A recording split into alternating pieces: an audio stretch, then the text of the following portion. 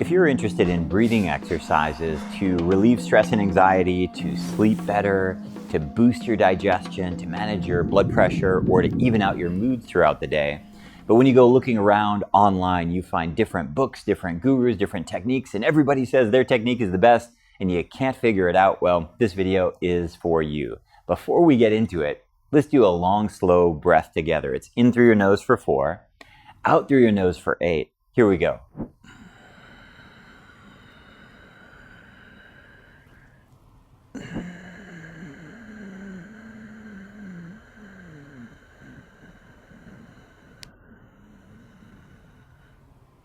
Good. Now my question is, how do you feel? Do you feel relaxed? Do you feel balanced and centered? Or do you feel stimulated? These are the questions you should be asking you. It's not about brands or teachers. It's not about best-selling books or hashtags. When it comes to breathing practices, we want to choose practices that are going to have the desired effect on our nervous system. Hey, my name's Lucas. I'm a yoga teacher. I'm a breathing coach. Like a lot of people, I got introduced to breathing initially through my yoga classes when I first started back in 2002 in New York City. And my teachers, like all yoga teachers, they told me to breathe through the nose. I thought, okay. They told me to breathe slowly. I thought, okay. But when I pressed them for details, like why are we doing this or how slowly, things got murky very quickly. In this video, I'd like to walk you through a simple way to categorize yoga breathing practices. Whether it's a new technique or an old technique, they can all be understood with a paradigm that I call water, whiskey, and coffee. Water practices balance your nervous system. Whiskey category practices, like the name suggests, they make you sleepy. And coffee category practices, they rev you up and they wake you up in the morning and get you ready for exercise.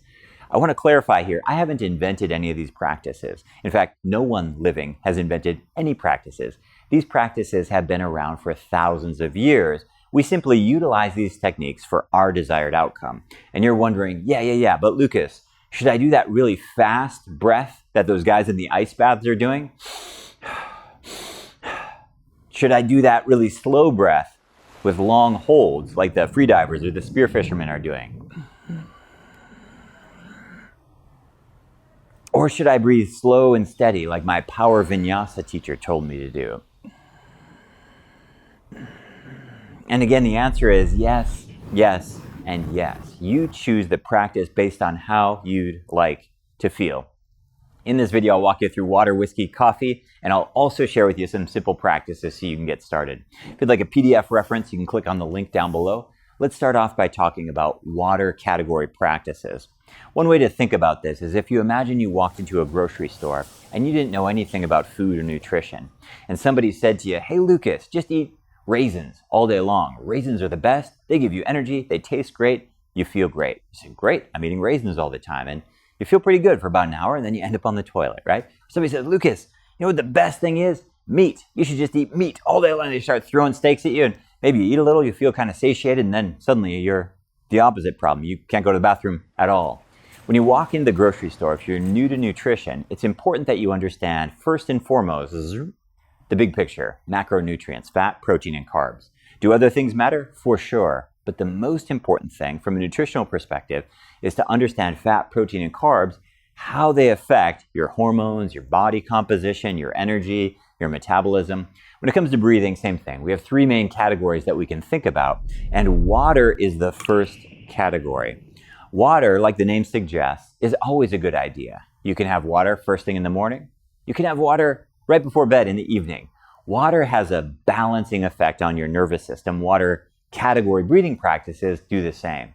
The way we define water category practices in breathing techniques is when we take our regular breathing rate, which is around 12 to 20 breaths per minute, we cut it in half, and then we double the volume. That sounds like a lot of math, but essentially we breathe half pace, double the volume. So I slow it down, but I take deeper breaths. And what this does is, if you're feeling low on energy, it'll help to lift you up just a little bit.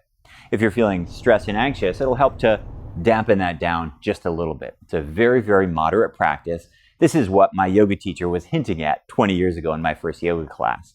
Let's do a couple of water category breathing practices together with a very simple nose, 4-4 count. There are many other practices, many other patterns, but let's just do 3 rounds together. We'll go in and out through our nose for 4. Here we go.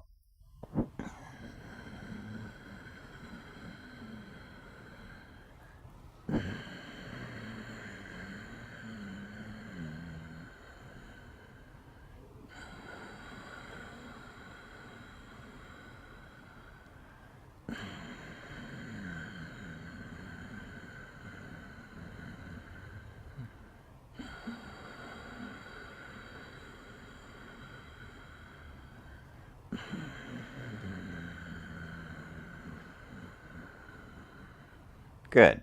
So that's 3 rounds of a 4-4 practice.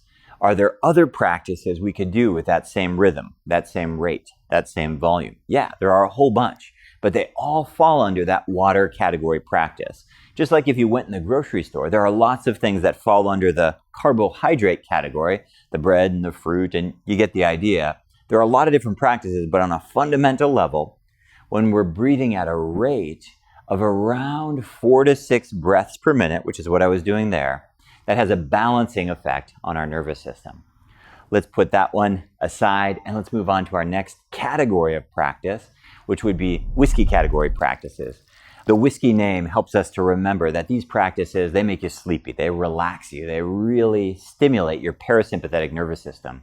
Of all the breathing practices in the world, whether it's yoga or exercise or whatever it might be, there are more variety of whiskey category practices than any other practice, just something to think about. So if you're wondering what something is, very often it falls under the whiskey category.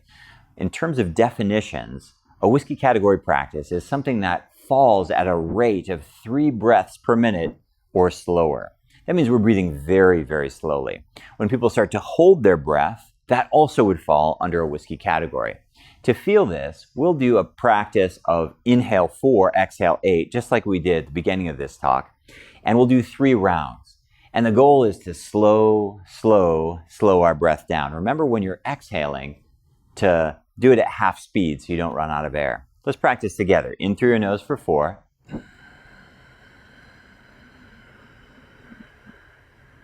And out through your nose for 8.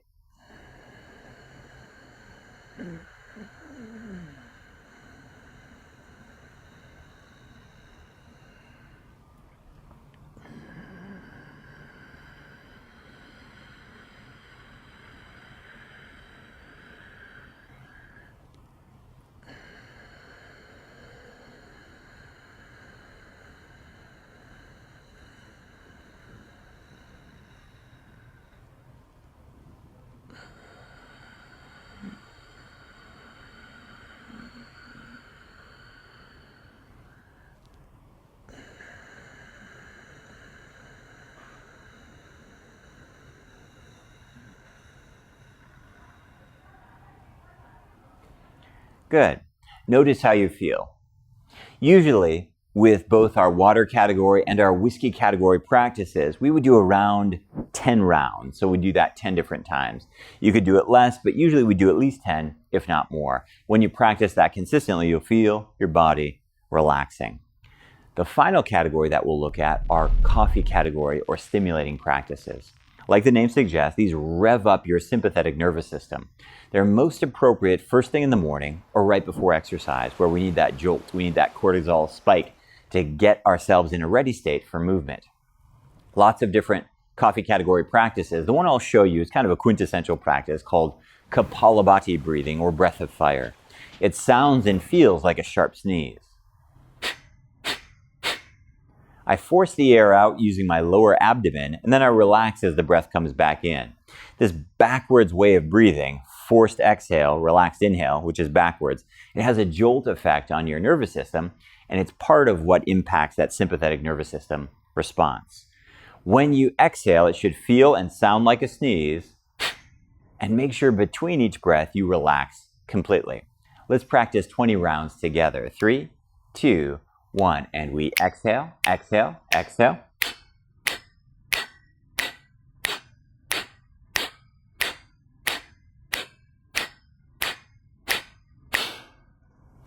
Good.